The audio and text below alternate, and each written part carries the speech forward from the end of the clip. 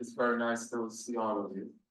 I pretty much I know most of the faces in here, and so the ones that I do not know and the ones who do not know me, I'm happy to see. Because I'm also happy to see the ones that my name is Dave Dunkley, and I am the Director of Peace Studies and the Chair of the Black Studies Department. And we can have a nice chat about those two words, which means that I'm basically Americans.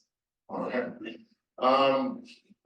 When this is the second time we really try to have this lecture. The first time our speaker, our guest, so and it was ill, and now the host, as you can hear, it's only the same issue, a similar issue, right? Mm. But luckily I still have some volume in my voice. All right. So here we are. And it's the 2nd of February. So this is our major lecture for the month, and it opens the month of February, Black History Month, at the University of Missouri for 2024. Yesterday we had an event with Western School bound by the State Historical Society, and that was great fun. My colleague Mike Jerick was there and gave a nice speech about a very old lecture by a Black intellectual who spoke to middle school students. It was really fantastic and very inspiring. All right, so now we have Swande Mustakeem, who is the author of the double award-winning book Slavery at Sea, Terror, Sex, and Sickness in the Middle Passage. And in 2017, it won the Wesley Logan Prize from the American Historical Association and the Association for the Study of African American Life. And again in 2020, the book won the Dred Scott Freedom Award for Historical Literacy Excellence. And when historians can win awards for literacy, you know that right? Because those people are very hard. Mm-hmm. So they're very they stick together. So all right, so is currently an associate professor in the history department and the African American Studies department at Washington University in St. Louis. The other school down the road. Yeah. Yeah. She's also one of the distinguished lecturers on the Organization of American Historians, whose conferences I have attended, and it's quite I can say that they're pretty informative. And one of the ways in which you get to see what some of the current work is being done by historians of the United States. So, and I was at their conference in New Orleans. Yeah, being in New Orleans. I want to say a little bit about the book before I bring up the book. Slavery at Sea, her first monograph, gathered a lot of attention, but for good reason. One of the reasons I think was that she challenged the kind of pushback on that surprisingly overlooked human toll of the slave trade. Beyond the numbers, but the real stories, the lived experiences of people in the slave trade. And I say this was not this was a major significant feat that she pulled off, because much of the work that was being done on the middle passage or slave trade in general was quantitative, and the qualitative stuff was about the mechanics of the system and how much it contributed to the modernization of business, and that it had this very contradictory, very sort of forward-looking machine of capitalism that was developing at the time, and then we have this archaic labor arrangement system lodged right in there. So what she did was to really shape the focus onto the people and their experiences of trade. And I think that was really good, and trying to really show that slavery was, as Michael, whom I asked to give a student's perspective on, said that American slavery has a beginning, a very profound beginning in the Middle Passage, not just, and the challenges, some of what we know the plantation system. That plantation system really echoed some of what was going on in the middle class. So the enslaved person was kind of made at that stage in the process. And for the non-historians in the room, which I don't do with, so the middle passage is that journey between West Africa and Yemen. Okay, so that's kind of safe. All right. So the work does have its challenges. One of them I have to know very well, Trevor Bernard. And one of the things that Trevor Bernard promises, there is more to come. He's asking for the story on how all of this is plays out when they actually leave the ships and go into the islands, into the mainland and so on. How does the experience of the middle passage really, that shaped experience, how does it play out in real terms in the Americas itself? And of course, he wants you to talk a little bit about social net. So, and as it heard, I really, your book had a major impact on a whole generation of students. Wow. And it's I congratulate you for that. And I'm looking forward to the next book, which we were just chatting about on women and crime. Yeah. Missouri. Exciting. Oh. Okay, so you didn't come here to listen to me, so I am going to pass it on to Professor Soende Mustakeem to give our 2024 Distinguished Black History Month lecture. All right. Nice and bloody, right? Everybody can see that? That's what I needed. I needed you to understand what you're walking into when I show up. So all that said, thank you to everyone for being here. All right, it's Friday. It's Black History Month. Nothing happy about it, but I will say welcome to Black History Month. Welcome to the evolution of a world that we can't even say that we even recognize. And today's conversation, I'm going to push us to think about a few things. And again, I want to start by thanking you all for being here even more on a Friday. There's never the wrong time, the wrong moment, but this is the right time. So again, I am, as I'm always telling people, I am the one and only Shawande Mustakeem. So it's like, shh, be quiet, wave a wand, it's a brand new day. Mustakeem. My students call me Dr. Mustakeem, and today we're going to be Dr. Mustakeem. I want to invite us to go deep. But even more to thank the many who have seen value for me to be here. So thank you, Black Studies. Thank you, Peace Studies. Thank you, the Kinder Institute of Democracy, Department of History, Michael, for seeing value to say that my book made you think and that we should be here to engage. This has been an ongoing decade and a half relationship for me with evolving connection. So to be able to come back, to live in Missouri, there's many different parts. St. Louis is different than Columbia. I think we know that. However, it's always good for me when I come back, and even more because I'm coming back even more as, yes, and we'll talk about it later, that I am working on what could be perceived as a Missouri book, but it will be looking at women in crime. But we'll get to that. First, we have to start with the 18th century. And today's conversation, in part, I'm using my own intellectual trajectory so that we can see the evolution of how I have gotten what it is that I'm doing, what it is that I'm writing, and the evolution itself. But I also want to point out the title, because as we were thinking about my being here, it's like, oh, well, what can I talk about? I could talk about a whole lot of things. And the whole conversation about slavery and memory came up. Teaching now for a decade and a half, slavery, the carceral world, Black women, medical history, we need to be worried about unmemory. This is where there is memory, but then there is the unmaking, okay? Where we're calling for the future of remembrance, but what do we know and what do we remember? What have we been taught? So today's conversation, I'm hoping to get us to think about that even more in Black History Month.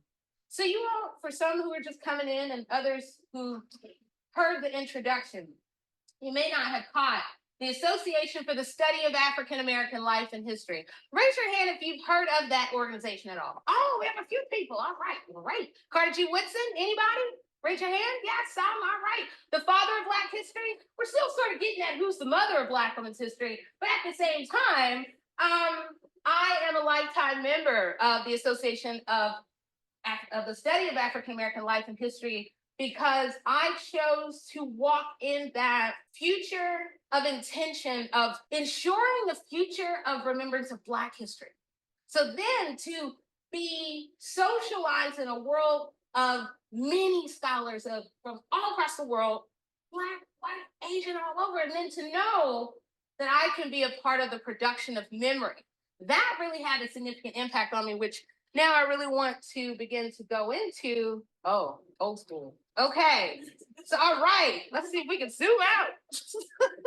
All right, so I wanted us to see. All right, so I'm from Atlanta, but I was born in Pittsburgh. Yes, from where August Wilson is. I actually pulled his picture for those who may know about August Wilson. He emboldens the writing all the time. But I grew up in Atlanta. Let me just go ahead and say that is why the way that I am. Atlanta, we don't ask for permission.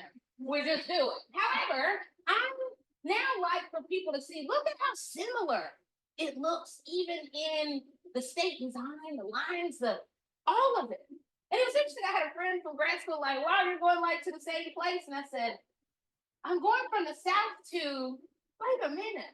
Is that the North? Is that the South? What is the Midwest? This place is making me as I begin to understand what made me in the South and then now to be in the Midwest. So it's important. And we're definitely going to build on a lot more of this because I want us to understand that me growing up in Atlanta meant in third grade, when my mom and I moved to Stone Mountain, if anybody's heard of the infamous Stone Mountain, Georgia, they were still burning crosses in people's yards. Even when I was in third grade, we drove past and saw a cross burning in front of a Black household. And that was my introduction to Stone Mountain. And essentially, this very racialized world of, you know, you're Black in the South, right? Because we're going to remind you. So then there was also this Georgian history that I grew up with. And the reason why I wanted to start there for us to understand is because when I got here to Missouri, I realized I didn't know Missouri. I'd never been taught Missouri's history. I could tell you more about the basics of Georgia. Sherman burned Atlanta. That was basically it. And you need to know the Georgia better. Okay, so I get to be talking, what do I know? Well, what do you got in Missouri? So it's taken me a decade and a half to teach myself what for a long time I never requested. I never saw myself living in Missouri, so why would I ask for the history? However, we will get into more of how Missouri has continued to shake me up. So we have to look at just sort of, this is the beginnings, again from Pittsburgh, but really largely at 9 months, I would be in Georgia and the rest of my life until the evolution. Now we're about to pull back some curtains. So get ready. We're going to go deep. Okay. So where I want to start is, first, I was the first person to ever get a degree in African American Studies. I was the first independent major when I was an undergrad. That meant I put together a whole major that didn't exist, and I had to justify every bit of my future and why I was doing it very young. And I always knew it was taking me somewhere, but I didn't realize the future that was evolving. That said, I went to The Ohio State and did my master's in Black Studies. And then I went to Michigan State University and got accepted into their comparative Black history program. So this is really why we start here. Because when I got into the comparative Black history program, that meant the world opened up. I was surrounded by Africanists, Caribbeanists, Latin Americans, and I needed to know what they knew. So I didn't want to just know the African American story. I wanted to know the making of this African diaspora. So for me, I was there at Michigan State at the perfect time that I was surrounded by so many scholars and scholars in the making, so many graduate students. There was such an investment in the future training of more. I get to grad school, there's like at least 15, 20 of us. Now, we're lucky we get 1, 2, 3. So now going to this map, on a basic level, what I wanted us to understand that we were being introduced to, and it really took shape for me, is yes, there is sort of the basics that people say, oh, the triangular trait. But the other reason in the pulling back that I want us to see is that I began to deeply understand this whole concept of the movement of people goods and ideas. That was taking shape. But then there was when and where do we and how do we begin to understand the treatment of people as goods? So again, the movement of people, goods, and ideas, very central to the making of many worlds. As long as you're going to bring your ideas, but then there's not just the people that are moved, but it is the forcible and or the making of a commercial market where Black people would be very central to that. So I hope I don't have to ask for hands raised on do we know W.E.B. Du Bois? I will assume that we do. And if not, welcome to the introduction very briefly. All right, so here's where me and Du Bois, we are connected. Our books are 120 years apart. Trust me, I got to grad school with somebody that said, I'm looking in a crystal ball and I see this book you're going to come out with that's going to be so connected to Du Bois. No, not me. You must be talking about somebody else. Because for me, I was like, whoa, there's so much information. And then the fact that I was just starting in 2000 and I felt behind. I mean, look, the book has been out since 1896, but at the same time, I was like, okay, we need to do a crash course. So a lot of people know Souls of Black folks, but they do not realize that W.E.B. Du Bois's dissertation was based on a history dissertation on the slave trade. So as we're looking at someone's full evolution, we also have to look at where did they start, not just what we know about. So as I was learning about and learning from Du Bois, I also was thinking about my own place in the learning by Walter Rodney with West Africa and the Atlantic slave trade, Michael Gomez, as well as Vincent Hardin.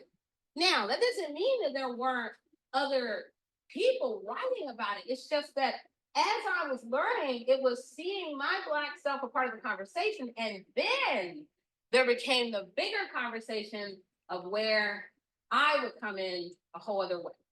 So in 1969, you would have a book that would change the conversation. For some, this is all you need. No. Note the years, okay? After Du Bois, how we're about to get into. Note that he estimated that close to 10 million bond people, enslaved people, were forced and carried into the trade itself. Now we're talking about 4 centuries, 10 million. It made me go back to what did I learn from Du Bois? 100 million. How did we go from 100 million to 10 million in a few decades? Who is leading that conversation? Generationally, where are we going? So it really wasn't until the 80s, in many ways, that we're seeing this pushback against the rise of plyometrics or numbers, this obsession with numbers. Tell us how many. Where I came in is whether it's 220 or 200, what did they go through? What did they see? What did they feel? What was the sensory in all of it?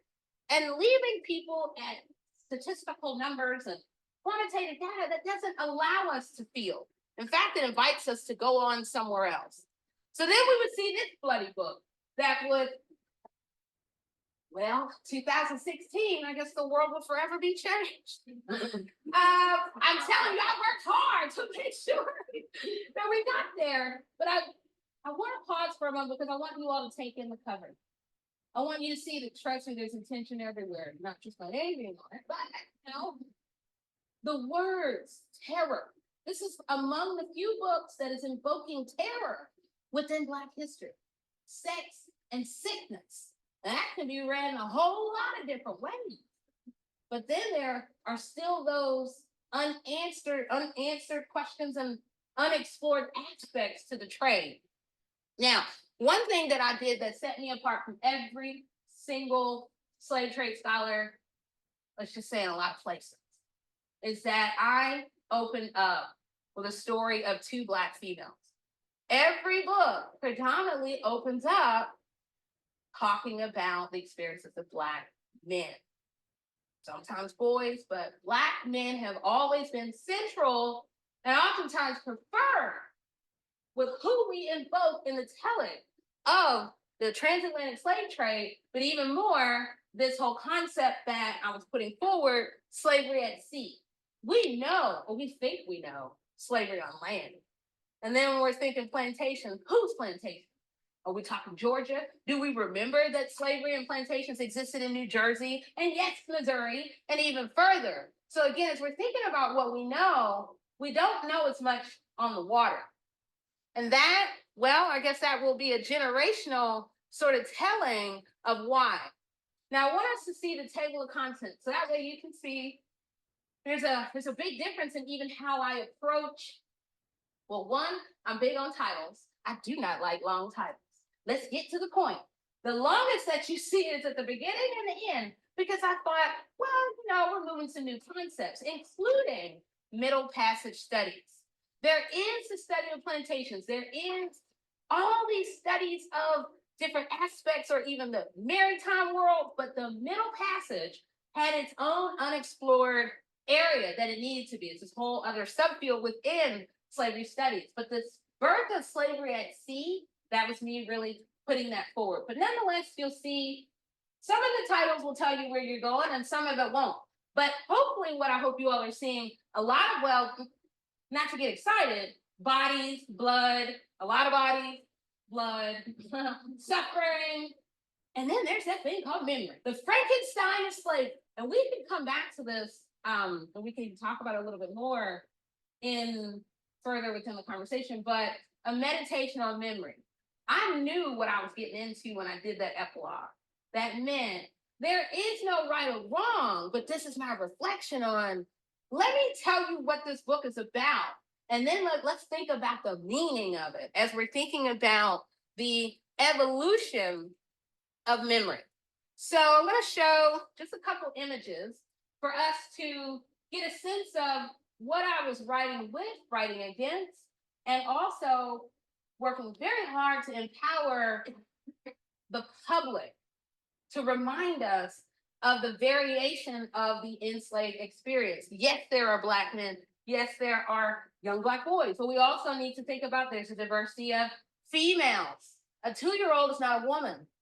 We need to understand also age is there in the evaluation of who is seen as valuable within these worlds. So this image, I remember in grad school, I found myself debating about if enslaved people were heroes to choose to jump overboard. And I remember being in the middle of the debate, why am I having to debate you on whether or not they were courageous to jump overboard? Because there were so many others, oh, they just gave up on life. Oh, they're no heroes. And I'm like, but you wouldn't even be willing to study them. So you're already reducing their value in the history by just saying, oh, basically let's get past slavery. But nonetheless, there are these iconic images that seem to reinforce basic understandings that we're okay with. And then there's still more to it. So that meant broadening out our understanding of resistance. What does that look like? One, not everybody resisted. Then we also need to think about the tools that are aboard ships, and we cannot forget the mind. That is one thing that in time I had to remind us, as we're looking at people, we have to look at their minds. We may not have been there, but we also need to think about psychologically, how did people cope with the shock of enslavement? Now, this image I definitely use all the time because we see these armed men. This is important. And at the same time, though, it excludes the possibility of seeing a female in the mix of men fighting back on a slave ship. My first talk ever, as I got into the profession, I was grad school. I talked about the role of Black women in slave ship revolts, and it packed the house. And it blew my mind. But it was because people are like, we had never heard about it. I'm using the same sources that have been used for 120 years. I just happen to be looking for, we won't say more than you, but looking for the variation in the experiences. Because the male, to learn about the Black male experience didn't tell me about the Black female experience. And so that's where looking at the images and then thinking about, okay, where are we going? So within the book, I really try to go at resistance, meeting us where we're at, to think about suicide and to think about the different modes and then also the responses and these psychological diagnoses that would be applied to enslaved people, while also, again, looking at the different forms of violent resistance. And this could be ship revolts. We also have cases of abortion. where you have women who did take the life of their child. And that was huge, a huge finding for me because we only locate that within plantation. So again, as I was traveling to 25 archives across the world, my central question was, what was the slave ship experience like? But at the same time, I was open to a world of sources that, yes, have been tapped, but to be brought together.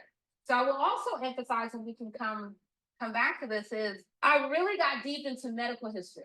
So that meant it opened me to a whole other world of mortality lists and really thinking about the final moments of someone's life. And so now that's led to teaching medical history classes and also finding even more value in coroner's inquests. If you ever get a chance to get your hands on death and how a system or a state or the industry will market, it's jarring, but it is also critical to the telling of the past. So I'll just briefly right here, just highlight for those who haven't heard of the book. Oh, yeah, is it worth it? Well, I try to push the argument in a way for us to think even more deeply, because I'll tell you, I remember being in conversations and having people say there's still got to be more than just the slave trade. And then even hearing the discomfort with even that concept, with the transatlantic slave trade, does that really move us? And so, as I'm trying to think about where can I fit, that's when it took me pulling back, but to look at the bigger picture to see this is human created and this is a human manufacturing system. So I really just started going in on what is this? This is business. This is 4 centuries of business people, businessmen, businesswomen, in different parts across the globe. And then there is, how do we make sense of the process itself? And so, as you'll note in bold, that I was highlighting about warehousing, transport, and delivery of these Black people, who, again, for 4 centuries are central to the global commercial market. Now, the other thing that I was really pushing forward is about the making and the unmaking of Black people. So that meant the making of enslaved people and thus the unmaking of freedom. To be enslaved, that means to strip one of freedom. But this making and the unmaking process is so central as I am going from the point of capture to the point of sale, and how I am explaining this whole process, this whole enterprise, and this whole quest for power. So the other thing is reinforcing, not every enslaved person experienced slavery at sea the same. This is now going back to these gender dimensions, okay? Let's really think about what does it look like for a variety of people. And then down here, I want us to really think about what can, and this is another thing that I was pushing forward towards my so-called ending of the book, is to say, what can the future of memory look like when slavery's memories, when we pick and choose and we exclude, oh, this person makes me feel good, but this one, there's nothing here to learn from. Well, what can the future of memory be? Because then we're only fracturing the truth in all of those ways. So again, I want to reinforce about the central arguments. So now we're going to shift a little bit more. I gotta say, if someone again had told me that my book would be in the National African American History Museum, I would have never believed it. However, I worked hard for it to be there. So I hope that this is an inspiration. And then the real inspiration, what I'm hoping for, is that then we will see others who want to write more, to be in the archives, to be brave, to engage these sources. Because trust me, there were a lot of low moments in engaging this history. Now, I want to briefly touch upon, you never know what may influence your writing. Okay, so anybody heard of Penny Dreadful? So yes, woo, helped my epilogue, because I saw this one episode in the making of Frankenstein's monster when he woke up and then realized that he was abandoned. And that became a full understanding for me about, I kept saying, what is it that people want to know about the slave trade? And then I began to see it as a monster that we lock away, we create it, we lock away, we abandon it, but we're still tied to it. So Penny Dreadful was actually an influence on me much later as I was finishing the book. Now, People Under the Stairs. If somebody would say, oh, that's come out. Yeah, Jordan Peele's about to do something with it. However, when I was in junior high, Wes Craven came out with it. And what this somewhat cheesy movie did for me, though, was make me curious about what people try to hide in plain sight. So the hiding of bodies all over the house. Again, what do people do when they think nobody's looking? What are you trying to hide? That is very central to perhaps the bigger story. Now, another unexpected for a lot of people is that the 90s and the early 2000s really got me to understand about terror and terrorism and how that played out. So I didn't realize it, that as many movies and as much TV as I was watching, that it was helping me to sort of see how do we begin to articulate this evolution that, again, we can sort of see in the culture. Now, the other thing that I wanted to share is how I've been using my scholarship to get us to think, and in addition to the book, but the lead up. So this was actually one of my earliest essays that I had written really more for high school audience. Far Cry from a Fantasy Voyage, the impact of middle passage of slave societies across the Atlantic world. That was because I heard more kids saying, well, isn't the middle passage just like this cruise ship? Like a fantasy voyage? Oh no, let me go ahead and put that in the title so you know. And then of course, then I go into and I actually use some pictures from when I was in Liverpool, and I was able to, show for high school level. Again, it's the whole point is to keep it not writing above heads, but to keep it very relevant. So years later, I was invited, while I don't quite do Lincoln, but yet it was thinking about race, slavery, and memory that I really began to push this envelope about unsilencing the American slaving past. And as you'll see, this only continues. Now, with this next essay that I actually I'm just highlighting this particular book, Understanding and Teaching American Slavery. Edited volume, it is comprised of a variety of dynamic scholars. Not to say the other one didn't, but this one, there's a lot more of those within my contemporaries, where we all are sharing about how we empower a future of remembrance within the classroom. So that meant I'm opening up talking about Tennessee and Texas and this ongoing debate on what words do we use to talk about slavery, which is very relevant to now as we're seeing get rid of it no more. And I won't even highlight what states because we're starting to run out before too long. But bloodstained, and I'm not about to say any names, but bloodstained mirrors, decoding America's slave trading past. So you see blood, and in red, but nonetheless, it is really trying to break apart these aspects of a bigger past that have all led to just a lot of things that are happening. But the other thing that was unique was I highlighted, so I teach a class on slavery and memory in American popular culture. And there was one year, if anybody knows of Talib Kweli and High Tech, there was one year where I had students decode the album, where it was sort of really looking, that one particular album, blanking right now, but the one that the two of them had done where there was a lot of references to slavery, and it made students think about slavery in a whole other way because they were able to engage it by way of hip hop. So that was one of many others. And even now, like where we're at, I've used Westworld. Oh yeah, a lot of TV. But nonetheless, like again, meeting students where they are in pop culture, but again, within the scholarship itself, that's sort of where I've been. So I just want to highlight really quick some of the courses that I've taught: medical history, women in crime in American history, slavery and memory in American popular culture, visualizing Blackness, histories of the African diaspora through film, and history, murder, and the archive. So you see, that's like 11 after 15 years, but that's not all 11. So as I'm rounding out, here is where I want to go again, I want to make sure that I'm saving time for us to engage in conversation, but this is where I am Missouri facing. Now, this article, Armed with a Knife in Her Bosom, Gender Violence and the Consequences of Rape in the Late 19th Century. That's quite long, but nonetheless, it gets attention. Again, it's an 1891 case in Kansas City, where we have 3 young African Americans where within May of 1891, let's just say their whole world's changed, and nonetheless, it looks at a Black woman who ends up killing another Black woman. She twice faces execution, And then she ends up at the Missouri State Penitentiary. And so the article was my attempt to really try to look at what does freedom look like? And then when and where and how can we step back to not assume that everybody gets along?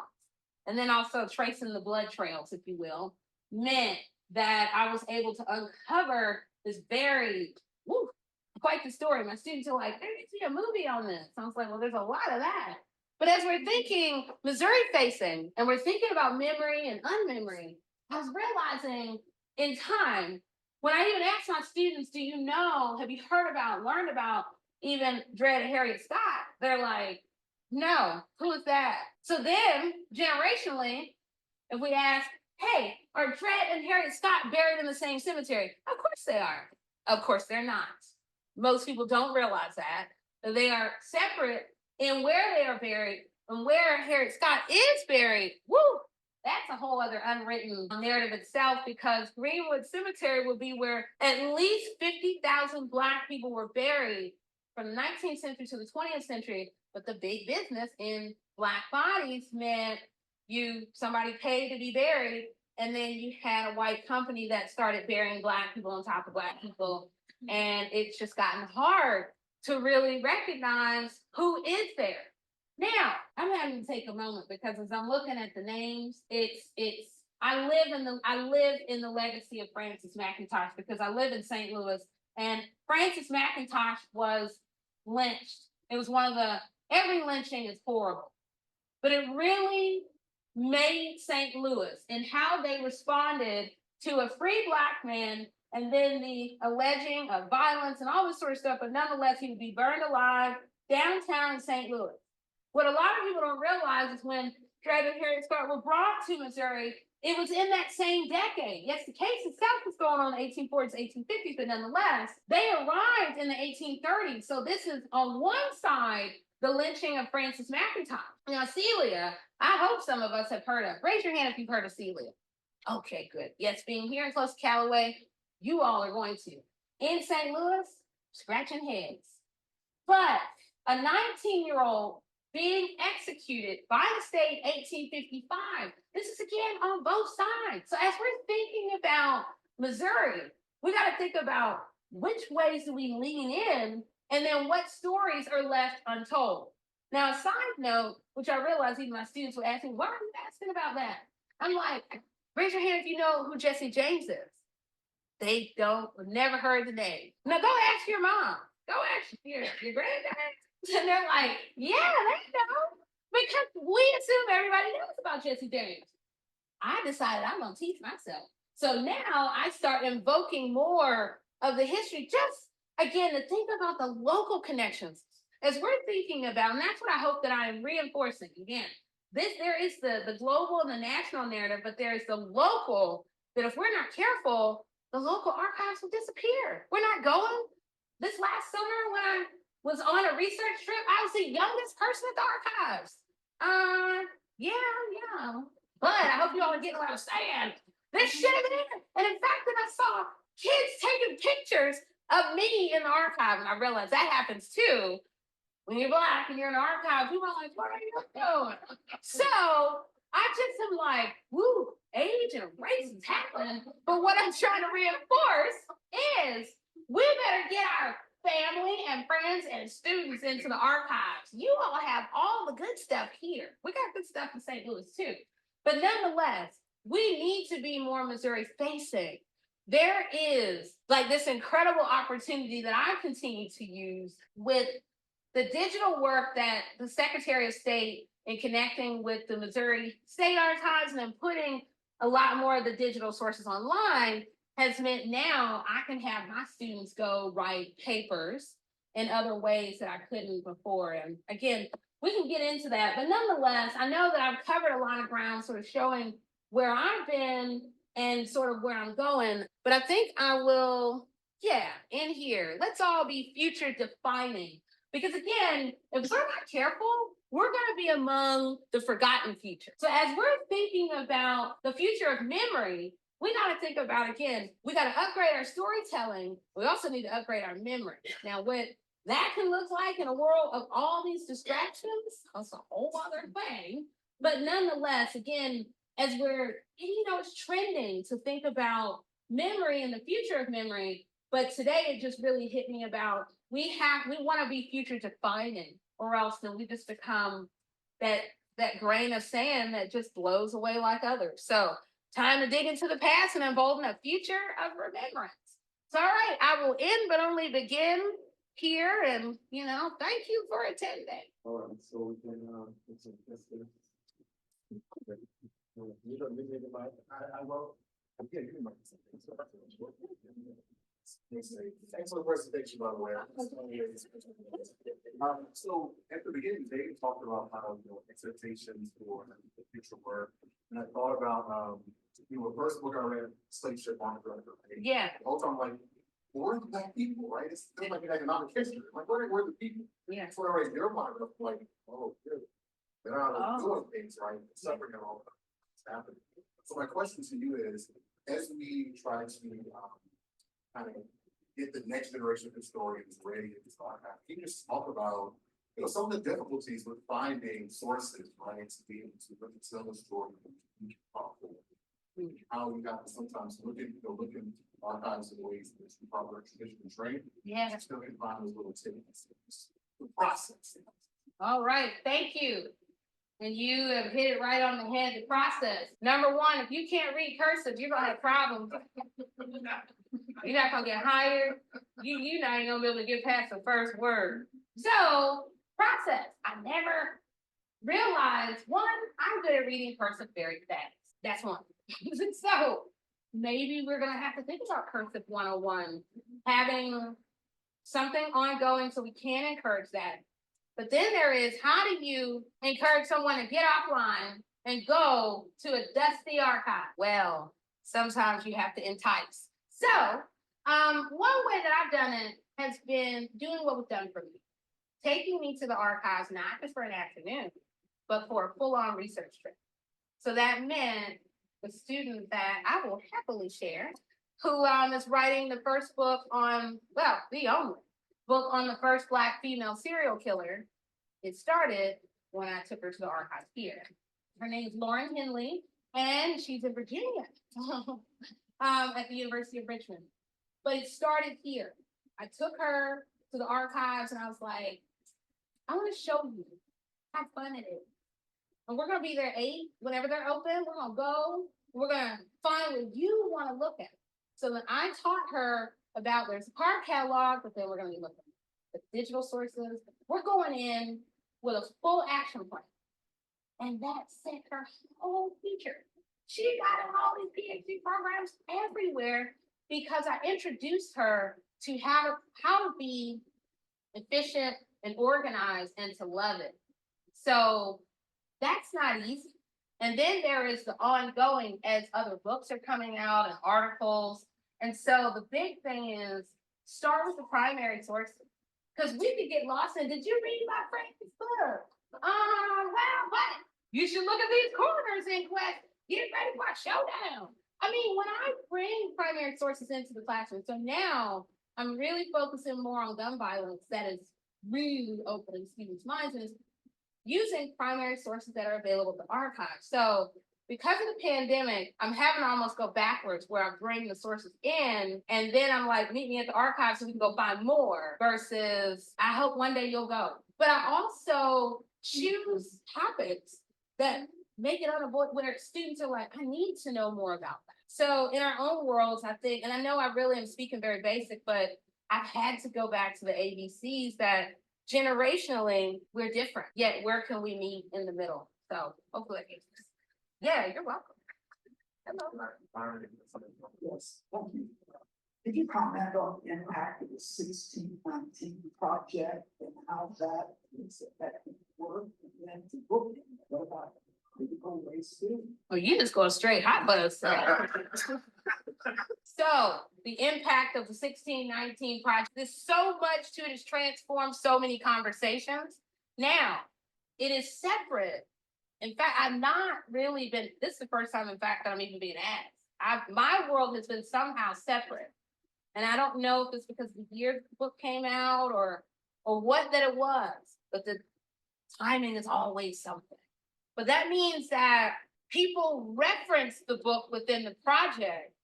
And so, but yet the project itself, and really trying to get us to understand the beginning and the evolution of that, the project has had 16, 19 projects had significant impact. However, the book in and of itself has sort of been in its own other lane that maybe the future will have a whole, I don't know. I can't really speak to that per se. Now, critical race theory, what impact has it had on the book? None. I don't talk about critical race theory. I don't teach critical race theory. I don't do critical race theory. In fact, I'm hearing more about it. I have to remind my students all the time. Have you actually gone to look at who you're surrounded by that do it? Now, those that do it, we applaud it, but don't put it on people that don't do it. At no point. So I tell my students, go look up critical race theory in my index. So they're flipping and flipping and flipping. It's not there. That is a whole other field. That's a whole other lexicon. That is not in my world. But yet, now that the political way has been, we're the historians and we're going to rewrite it in a way that we want, then it becomes conflated. Now, that doesn't mean on any side that none of it is just not important. It's just, it operates in a whole other world from what I do, from what I teach, or even what I know. I don't know critical race theory. I know race, but I also really try to look at the investment sort of in the living, and then sort of, again, within these worlds of business and slavery, yes, how race is evolving. Race is already made, but nonetheless, looking at racially, how does it transform the world itself? So, but thank you for your question. I love your interview, by the way. Oh, thanks. You did a lot of research, clearly. Is there anything at any point that took you off guard or surprised the hell out of you or you didn't know? Black history, literature, anything that really Like stood out. yeah, anything sort of maybe even just shocking.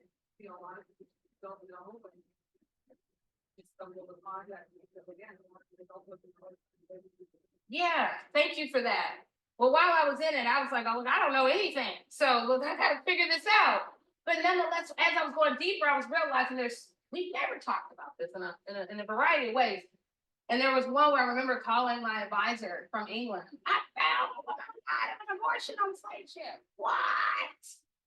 So we just had a moment like, you have to write about that. Come on, let's, this is one of many other untalked about aspects. Then on the other side, to learn that a man died by a torn scrotum. That got me too. Where I was like, oof, no, this is definitely a whole other telling of the trade and the process, just swaying on a ship. And then how that, something so simple, could then take someone's life. But I have to say, all the stories should jar us. But when you see how normal it is on a ship, ironically called the Black Joke, that a 9-month-old will be tortured for refusing to eat, and then a piece of log tied around his neck and threw him on the ship, broke his neck, and then his mother being forced to bury him. That whole horrific series of events. I couldn't sleep for quite some time. And then they have to keep going back to write more. We could say we read it. Do we know it? Do we remember it? It's an ongoing thing to continue to do my best, because throughout all of the narratives that I chose, I wanted to find the most gut-wrenching, because we'll remember that if written the right way. So there were a variety of narratives from beginning to end that I don't know if I would say I'm haunted, but it is very close, and I can feel it in such ways. And I'm like, I really do wish more of us will remember. However, we're in a world that our memory is very fleeting. So in time, we'll even see the value of books. Will people still read books, or do we throw those away? Thank you for that. Hi. I was really interested by your work writing for like high school audiences and engagement with education, not just in the higher ed realm, but K through 12. And I think one thing I work in Jefferson City, and their conversations around history education, and it's very disappointing, I'm sure we all know, but one of the things that they continue to say is that the history of slavery Black history in general can be scaled down to a digestible narrative for students. And I guess my question for you is, could you maybe just talk through your experience writing for K-12 audiences? And then, maybe just start from there. That's a big one, even in and of itself, because again, K through 12, where do we begin? Should we ever talk about it? Who feels confident? And then, even as I was preparing for this talk, I started seeing more people are doing searches on how to teach Black history and not lose your job. It's a whole other thing. K through 12, even higher ed. It's not easy. I realized that it was early in my career that I had gotten contacted. In fact, Marcus Rediker had suggested my name for this essay, and it also is published in Spanish, where I'm like, I can't read Spanish, but it's published in Spanish. It's exciting. So then we're getting, so it really, at that moment, it became an opportunity, but it was making it so simple and so plain. And I was just starting out in grad school. So I'm trying to figure out how to keep 200 people awake. So I also am thinking about who wouldn't care less about Black history, but yet they were excited to come back, probably because of the energy, but also because I was keeping it basic. What do we know? Engaging pop culture, but it is also meeting the generations where they are at. 5 years ago, we have a whole different generation than 10 years ago. So then it really requires us to study, what are they doing? What are the trends? What are they talking about? What is the point of reference that might be the go-to? Because we could say decades ago, students might have heard of Toni Morrison. Now, I don't know if some of us want to go there. So then we have to get creative in these other ways. Now, all that to say, it's not easy, but I do challenge myself to write in a way that I can meet the different audiences. It takes time, trust me. Even Slavery at Sea, it's like a different person because I leveled up and I really studied the world and how it talks to one another. Now, the other thing was being invited to a number of NEHs with teachers. So they're sharing about what they're doing in the classroom. And then we're talking about projects or what other assignments can we do, or what are the ways that I can reach a 7th grader or also a 12th grader. But at the end of the day, though, we're also dealing with a world of maybe we need to be designing some games. Now we have a rise of the gaming culture that some kids want to be able to. So now we got to come up with new technology. So this is the new innovation. And then also, what can writing look like that may be different from the traditional, that particular article? So maybe then it is getting into YouTube and blogging and all the stuff that academics claim that nobody has time for, that the world does. That all of a sudden we come up with these amazing ideas, and then the future is already leading the conversation. So it's endless. It's just, how bold do you want to be? And then ask for permission later. But that's just me. So hopefully that helps. And I still am jogging my memory on more, but I do think more of us need to be writing for the public more than we are encouraged. And that is not easy. I have 2 hands back there. Wow. And first, where's the school? Oh, that's okay. Why are you apologizing? We want to go with you, not go to Kansas, but I want to be able to know, what we're talking about. Okay, so we got Kansas and we got, okay. I'm curious how they responded to you asking for Black history. Oh, yeah. Uh-huh. They just said. Wow. That's so political. I don't even know where to begin, but nonetheless, I feel like it's become a quite touch and go in a lot of different places. What will the future mean? What will it mean if I all of a sudden try to make central Black history? It's just become so contested. I agree, but I gotta say, parents' voices are getting louder. Don't want my son or daughter exposed to that just yet. And then when the yet will come, we won't know. So that's a whole other political force where I'm right there with you. I agree. This also should reinforce the value of at-home learning for those who want to be invested. And then there is the rest of us that are going to have to think digitally. How can we come to your household? How can we bring this empowerment to your TV? I say YouTube, and then there's probably TikTok and all other stuff. But, however, we do have to go beyond the traditional lines. I do wonder, though, the future of books. I will say there's an audiobook of Slavery at Sea. pretty exciting. Didn't see that coming, but I realized I have more students who are like, oh, I listened to the book. And I'm like, oh, do you want me to ask you what you remember? They're like, but did I listen to it though? Okay. How we remember is a different thing. Is it sped up? Is it slow? So that's going to be a whole other thing in the future, but I fully receive all of what you're saying. We need to be asking, where is more? Where are we going deeper in a variety of stories? We need to know about really all of it, because it all tells a big, big history and a big herstory. Okay. I think I saw another hand over there. Hello. Hi. You said, how about airplanes? I love it. Yes, airplanes. Well, I don't know if airplanes existed around this time, but nonetheless, it would be airplanes would fly over water. So yeah. Hi. I love it. Thank you. I actually have a question. Oh. So I want to find out what's the, so you're telling, aside from telling this story on the scene, how would you sort of make your distinguish this story from the one that's before? The story of slavery on land by on that. How do you place this work within that freedom? Thank you. I knew you were going to loop back around to Trevor's question. Nonetheless, and of course, he and I talked about this because this is not slavery on land.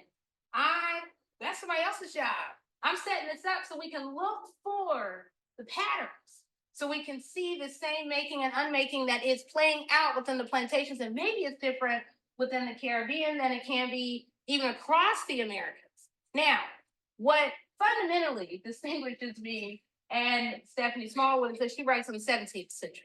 I write on the 18th century. She also was relying on an extensive and a complicated set of sources that could take somebody's whole lifetime to go through. So I applaud her in how she was able to mine the Royal African Company records. So the 17th century is a whole other beginning to the narrative, but also in the middle, as we're seeing governmental monopolies happening, as we're seeing even companies failing, but then it all gives rise to private trade within the 18th century that would be that least regulated branch of commerce.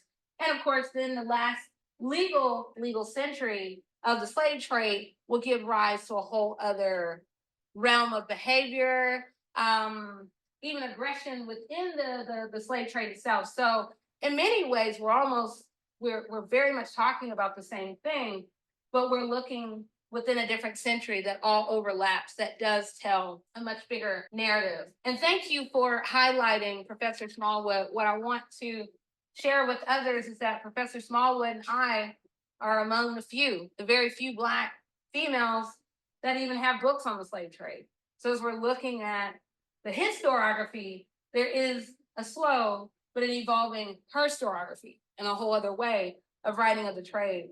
For me, though, what I was trying to do was to really get us to understand, before the abolitionists decided to become deeply involved in the ending of the slave trade, what did it look like when it was just a normal way of traffic and a normal way of being that was completely sanctioned globally in all these other ways? What happens when a whole century, the last century, but then what comes with the so-called ending of the trade? And then what does it give rise to within the illegal trade? So all in all, it's about the water that we will bypass.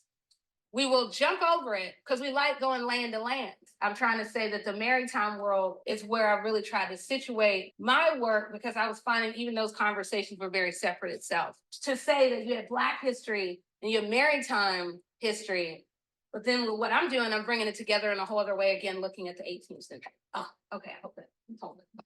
Yeah. Okay. That's You're welcome. yeah. So